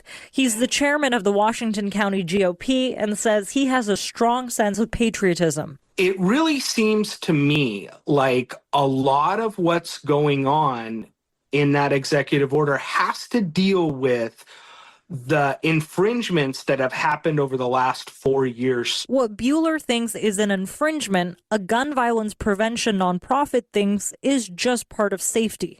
The Alliance for a Safe Oregon releasing a statement in support of the Biden administration's Office of Gun Violence Prevention, saying the administration coordinated a national response to gun violence and helped drive a 13.5% reduction in nationwide homicides in 2023 after the largest recorded increase ever in gun homicides in 2020 during the Trump administration. For the National Rifle Association's Institute for Legislative Action, this order is a victory, saying in a statement, the order is a monumental win for gun rights in America and a clear statement from President Trump that he intends to uphold his promise to protect constitutional freedoms. Tanvi Verma, K2 News. So that's the report from K2 there. And what I love to hear that the Second Amendment is being protected and strengthened, and that the DOJ is going to be looking into abuses of power by blue states that want to, take advantage of the citizenry, like they have done forever in New Jersey, they have done forever in New York, and probably worse in Jersey than it is New York, and I probably have the most experience in those two states. But I can say that this is a step in the right direction, the president's executive order and so much more that's coming down the pipe, talking about reciprocity and everything else. I want to get into this with John Commerford. He is the executive director of the aforementioned NRA Institute for Legislative Action. John, welcome. Hey, Rich, thanks for having me. My pleasure. So I'm guessing you're happy as I am about this executive order. Tell us more. Yeah, it's been a good week for gun rights. We see a Trump administration that has, not only his commitment to freedom, personal liberty, and the Second Amendment and the Constitution, and obviously his children, Eric and Don Trump, are true believers in the Second Amendment and as big a hunters as you're going to find. But he's also populated the White House with numerous staff in senior positions who the Second Amendment really is a core issue for them. They actually go on the weekends and exercise those rights, and they're believers. So I think you're starting to see that with how quick the president took action and decisive action with this. Sorry, Rich, I'm having a technical issue here. All right, it happens to the best of us. We like to call it the deep state. So, folks, are you back, John? Oh, no. I got you there. I'm sorry, Rich. As music started playing, I think my phone got as excited as I was for President Trump's action here. Back to what I was saying. He has good staff surrounding him that are putting pen to paper, and they are, and you're seeing fruits of that. And we're seeing that with this decisive action on this executive order, which is, 30 days for the Attorney General to do this review of these issues that we're looking at. That's a short fuse in terms of government. So I like it. Now let's take them separate, just to get your take on each. How much pushback do you expect from the left and the take your gun crowd on the executive order? Look, they're going to cry from the mountaintops. I mean, they are. They just. Our opponents and our opponents of freedom, they've just spent 4 years salivating in the Biden administration and the unconstitutional actions he's taken. We've seen an ATF run amok on top of law-abiding gun owners. Mm-hmm. I think it is good to see that the day of someone at ATF waking up on the wrong side of the bed and trying to make 10 million Americans felons overnight is behind us. And, with a politicized director of the ATF and Stephen Dettelbach, I mean, they spent every day, it seems, trying to make the lives of law-abiding gun owners harder. So, the folks on the anti-gun side, the gun control side, they are absolutely not happy about a Trump presidency and and an executive order like this. Now, on the other front of this 30-day directive for the Department of Justice and the Attorney General Pam Bondi to look into abuses by states, I would suspect they're going to find plenty, right? I mean, you've got New York with their crazy rule saying that you can't do it anywhere that there's, I don't know what they said, whether there's X amount of feet from a park or a public area where, pretty much that excludes like all of New York City. And it seemed like it was somehow getting in the way of actually implementing what SCOTUS had ruled on. Yeah, we kind of internally at NRA call that the Bruin temper tantrum response bills, and we saw that in the states that seem like a petri dish for bad ideas. Right, you have California, you have Massachusetts, Delaware, Maryland, and of course New Jersey and New York. And I'm a native of New Jersey. I grew up there, so I feel everyone's pain there. But I think the Attorney General is going to find plenty of things to put in a report, including those abuses. And we've seen a litany of litigation that has come up since the Bruin case, especially on the offensive side on pro-gun issues, where we're taking the fight to these states, and we're not going to let those abuses stand. And tell me, I guess that's your cup of tea there at the National Rifle Association's Institute for Legislative Action. Tell us a little bit how much of lobbying you do and how much I guess litigating you do to protect the Second Amendment. Sure. NRA we have a team of lobbyists in all of the states nationwide. We also have an annex right on Capitol Hill. We're steps from the Capitol. And we have a full team of federal lobbyists, including a lobbyist who's just dedicated to working on UN issues. But a lot of the issues that get dealt with nowadays, particularly in the courts, and that's state courts and federal courts nationwide. So we have an incredible Second Amendment litigation operation headed up by a gentleman named Joe Greenlee, who is just an absolute machine when it comes to defending Second Amendment rights in the courts. And I think for your listeners and those that are in our membership, seen a renewed push from NRA to engage in the Second Amendment litigation space. You mentioned the Bruin case. That was NRA's case from inception to completion. We fully funded that case and we worked on it. But what you're seeing now is NRA itself is putting its name on more cases. Because no matter how many times I tell people the Bruin case was NRA's, folks for some reason don't seem to believe me. So from now on, we're putting our name on those cases. Outstanding, John. Now tell everybody how they can keep up to speed with all the work that you're doing through your institute there. Sure. Obviously, we're on all social platforms out there. But the best way is if you get on nraila.org, you click the menu, you can hit sign up for alerts. There's a comprehensive grassroots alert that goes out every Monday. We just put out one today. There's a catalog of everything from the past. But most importantly, if you sign up for alerts, if there is legislative action that needs to be taken in your area, whether at the state level or contacting your member of Congress, we'll reach out to you and we'll make it easy for you to contact them and make your voice heard, as well as keeping you up to date on all that latest Second Amendment litigation and all of our efforts. Great work, brother. Keep up everything that you're doing. Don't take your foot off the gas. We appreciate it on our end. John Commerford, Executive Director of the NRA's Institute for Legislative Action. Thank you, sir. Yes, sir. Thank you. You bet. Amigos, we continue your calls and more. Open phones across America. Get your calls in now. 833-482-5337. 833-4-VALDEZ.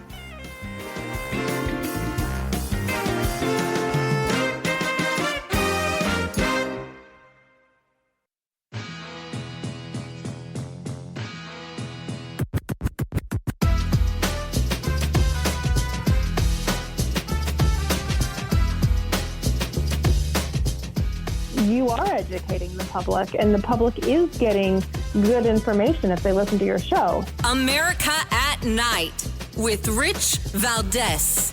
Call now, 833-4-VALDEZ. That's 833-482-5337. 833-4-VALDEZ. That's Valdez with an S. All right, amigos, open phones across America. Time-honored tradition here on this program where we let the callers speak. You, the American people, we, the people. The phone number, you heard it, 833-4-VALDEZ. Getting to your calls momentarily. Just a couple of headlines I want to go over real quick. El Trumpito ordering the Department of Justice to drop bribery charges against Eric Adams. What's up with that? I got to tell you, this is one I don't agree with. All of my critics who say, Rich, you'll defend Trump at anything. No, I don't defend this. They brought the things. Let them figure it out. Let him go to court. Let him have his defense. We don't need El Trumpito saving the day on this one. Nobody saved the day for El Trumpito. He had to go to court and fight, so let Eric Adams go and fight. I mean, wasn't it like signed, sealed, and delivered that the cop was shaking things down, the top cop, the commissioner of police? So, I don't know. Does the apple fall far from the tree? Or is there fire where there is smoke? I don't think there's any good here with Eric Adams. So, El Trumpito, I implore you to please not get involved in these types of things. That's my thought as of now.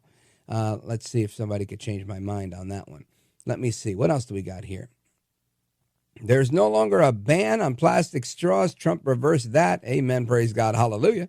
And then you've got Trump placing that 25% tariff on steel and aluminum imports. I think that's a good thing. You got to make our steel here. Trump has now fired the boards of all 4 military academies. Good for him. Appoint your own people. Trump gives a full pardon to Rod Blagojevich. Now, he had pardoned Blago before when he was in office, right? Or gave him a commutation, I think that's what it was. And he was able to get out of jail.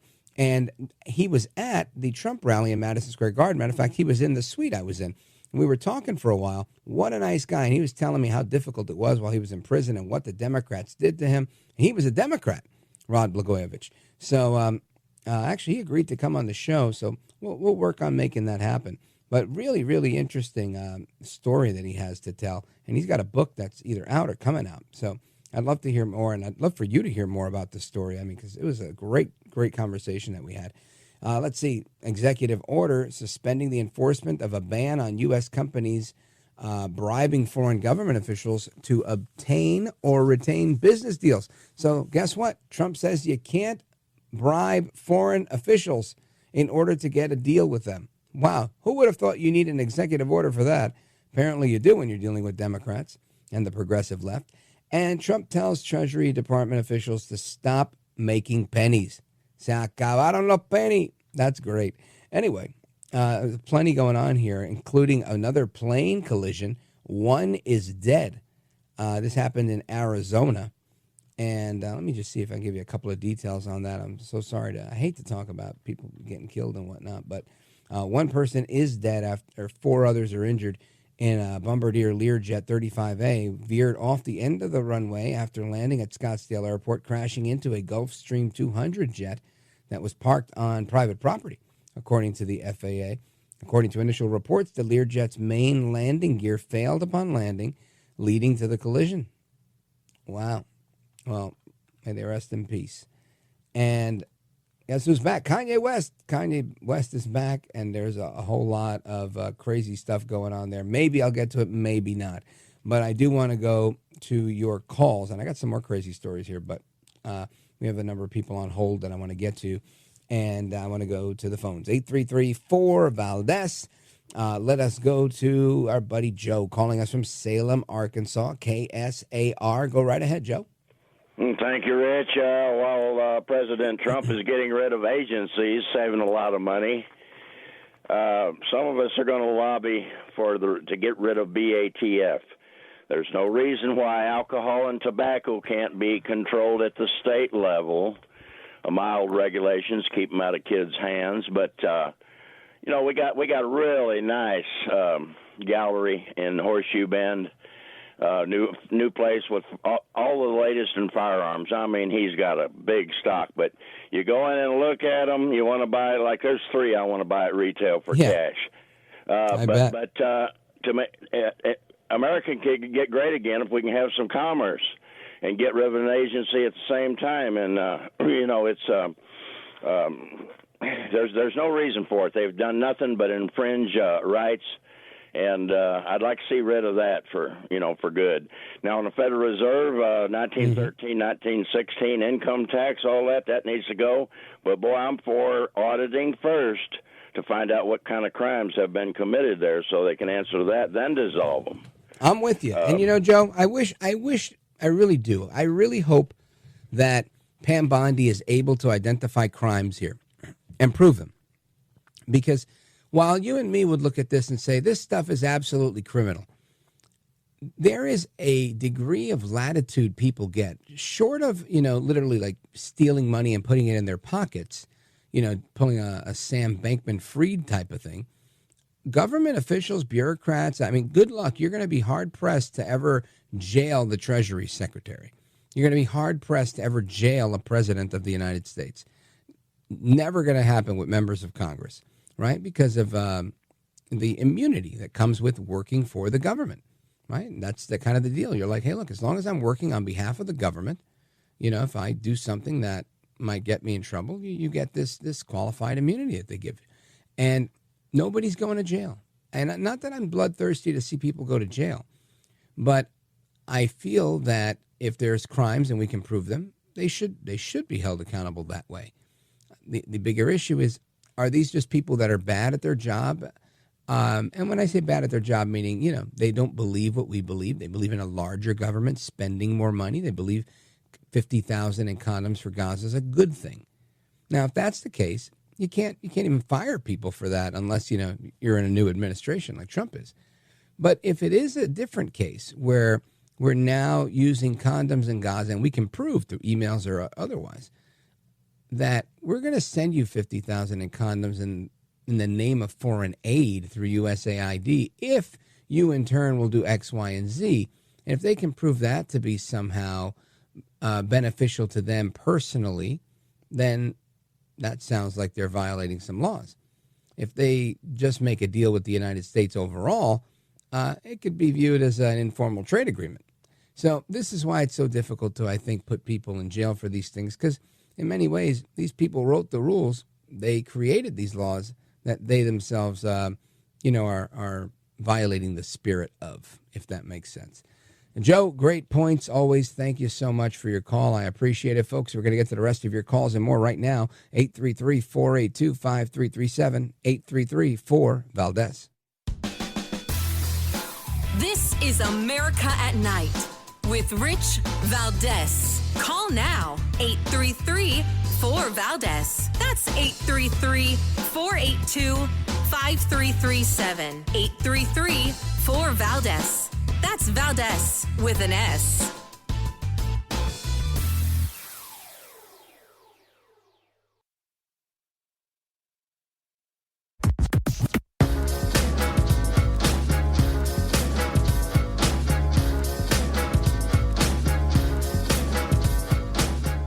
Well, you, of course, have a track record now. People have heard you, and they know that, in fact, you've got the goods. You have the talent, and you have the ability to do a superb job. America at Night with Rich Valdez. Kind of at the heartbeat of America. You sit there in this radio studio, and suddenly you hear voices. Mobile, Dallas, New York, Miami.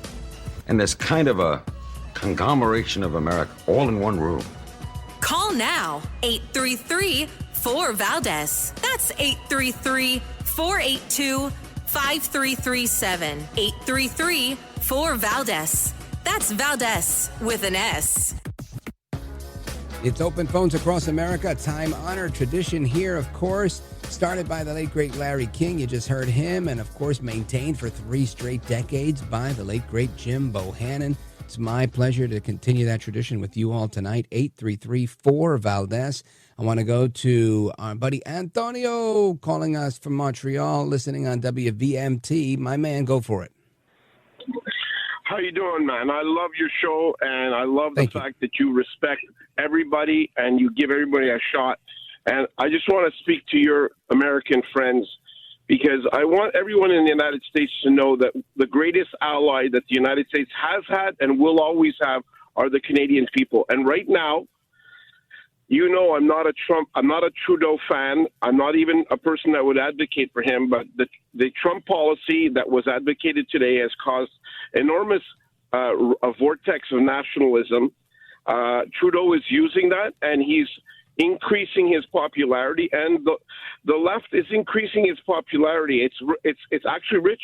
It's having a reverse effect. There's tremendous advertising and public radio stations across the nation. The government is going Canada first, the same way the United States is. And what's happening with this new imposition of tariffs is it's going to cost you just as much, because we're going to tariff whatever you're sending, and it's going to end up in an escalatory type of tariff war. And these things never work. But at the end of the day, the Conservative Party is now losing points.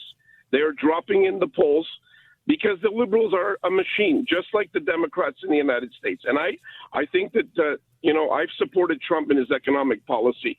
I'm a little surprised that he would advocate to assist the mayor of New York, who I agree with you, seems to have faced some serious criminality. But these types of, one arms type of, presidential intervention, I think is extending beyond his mandate. I support him. I know 70 million people support him. But don't forget, you got 40 million people in Canada that are on your side. And right now, you're not treating your ally very fairly. And Rich, I speak to you because you give me the chance. And I love you, and I love the fact that there was a revolution. And by the way, the Trump revolution on cleaning up government is happening in Canada. We have $30 billion that was expended by the Liberal government on EV technology that's going out the door. We've spent billions and billions, and we've taxed the Canadian taxpayer $500 billion just at the federal level for a country of 40 million people. So we need the same revolution, and we need the Conservative government to come in and clean house. But Trump is not assisting the right in Canada by a time, because the wave of nationalism is going to come back and bite us, and we will not be able to Tony, change let me that weigh in government. here, because you said a lot. And I think I talked about this, right? I remember having a conversation about this a couple of weeks ago with respect to the amount of aluminum that the United States takes in from Canada, as well as steel. And another big product that we take a lot about from Canada, paper, right? We do a ton of paper from Canada. So my concern was, if we put this type of tariff, 25% on steel and aluminum that's coming in from Canada, what would the impact be? And of course, it's going to shoot up the price of steel coming in from Canada. But the idea here is not to increase the prices. The idea here is to get the Canadians to be able to do business in the United States, whatever that be. I don't know if they join the Nippon deal, they, start, mining here. I don't know what the angle is. But the idea is for America first, right? So, when you say Trump's not helping the Canadians, I get that. They didn't elect him, right? He has this commitment to the American people. Now, I don't think he's trying to go against an ally. I think he's trying to strong arm a policy. And I don't know what the end game here is, but I do know how I would suspect that it's going to end. After talking with, I think, 3 different economists, right? The consensus was Canada can't financially withstand a trade war with the United States for any sustained amount of time. Ultimately, they're going to buckle. So I think the idea is, don't get into the fight, capitulate or negotiate with what Trump is asking for.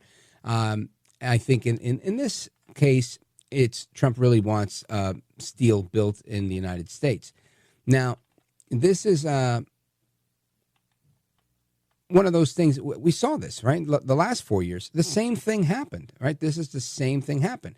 And Trump is making it clear again that the goal here, I'm trying to find the quote here. I'll use my Trump voice. It's time for our great industries to come back to America. This is the first of many, right? So he's really trying to make sure that America is the powerhouse. And this is a big deal, right? He says the U.S. is the world's largest importer of steel, counting Canada, Brazil, Mexico as the top 3 suppliers. So needing to stop that so that we can get something out of that. Now, maybe this is a play for the 51st state deal. I don't know. I absolutely do not know what the ask is here. And it very well may be to make Canada part of America. That would be shocking. But again, how shocking would it be, Tony? I don't know. But ultimately, I think that's part of the case. Now, in that was the micro, regarding your concern. In the macro sense, because I got to hit this pause, I think we're seeing the same thing in the United States. When the left begins to lose, the left begins to bark. And that's what you see. Jasmine Crockett, the congresswoman from Texas, she's out there. You've got all of these rallies saying that Elon Musk is stealing people's Social Security checks. I mean, the rhetoric is outlandish and it's crazy. So I don't know. But I do believe that we will get a positive resolution. That is something I do believe. What that positive resolution looks like, I don't know yet. But I believe Trump. I take him at his word when he says we need to make steel in the United States. So let's thank God that he didn't put the tariff on paper. Thank God that he didn't do that. Tony, I got to hit this pause. Thank you for your call and for your thoughts. Always a pleasure to speak with you. Folks, we're coming right back. Your calls and more. Don't go anywhere. This is America at Night with Rich Valdez.